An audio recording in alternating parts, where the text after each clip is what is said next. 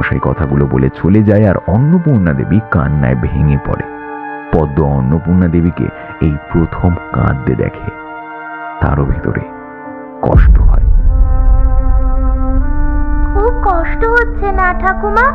তুমি চিন্তা করো না, আমরা পরিশ্রম করে মোড়ল মশাইয়ের টাকা মিটিয়ে দেব। তোমার এই বাড়ি থেকে তোমাকে কেউ বার করতে পারবে না ঠাকুমা, তুমি দেখে নিও। এদিকে দিন রাত নিরুপমা আর পদ্ম মিলিয়ে চাষের ফসল ফলায়।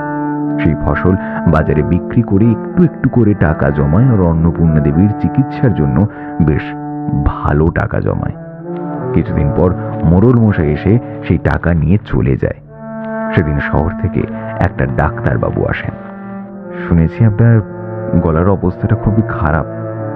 আমি সবটাই শুনেছি। আপনাকে ওষুধ দিচ্ছি, তবে খুব সাবধান। ওষুধটা কিন্তু খুব দামি। খুব সাবধানে দেখবেন, খাবেন, আর 2-3 দিনের মধ্যে গলার সমস্ত সমস্যার সমাধান হয়ে যাবে। কেমন? চিন্তা করবেন না। ডাক্তারবাবু ওষুধ দিয়ে চলে যায়। নিরুপমা আর পদ্ম মিলে দিন রাত অন্নপূর্ণা দেবীর সেবা করে ওইটুকু বাচ্চা মেয়ে সব দিকে খেয়াল রাখে। অন্নপূর্ণা দেবী ওষুধ খাওয়ার 2-3 দিনের মধ্যেই সুস্থ হয়ে ওঠেন। আচ্ছা মা, ঠাকুমা তো সুস্থ হয়ে গেছে।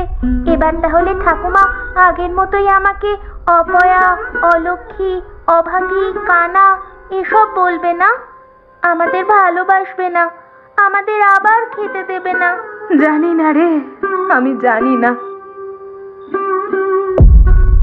পরের দিন সকালবেলা পদ্মর বাবা আসে হাতে করে একটা বড় দেখে কাতলা মাছ নিয়ে। এই দেখ, তোর জন্য কি নিয়ে এসেছি দেখ। পদ্মের মুখে আর হাসি ফোটে না, মুখ গোমরা করে বসে থাকে। ঘর থেকে বেরিয়ে আসে অন্নপূর্ণা দেবী। বৌমা, ভালো করে ছাড়িয়ে আমাদের পদ্মের সব থেকে প্রিয় দই কাতলা করো।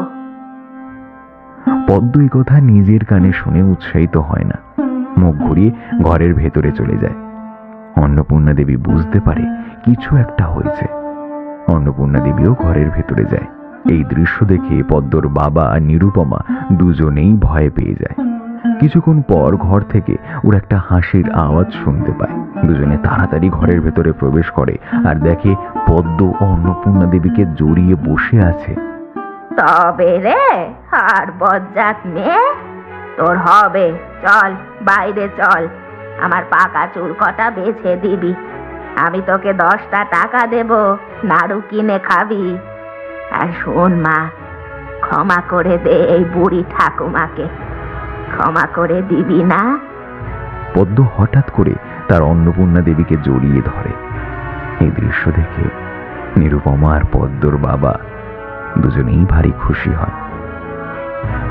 এরপর আর কি, জমিয়ে 4 জনে বসে কাতলা মাছের কালিয়া দিয়ে গরম গরম ভাত খায়।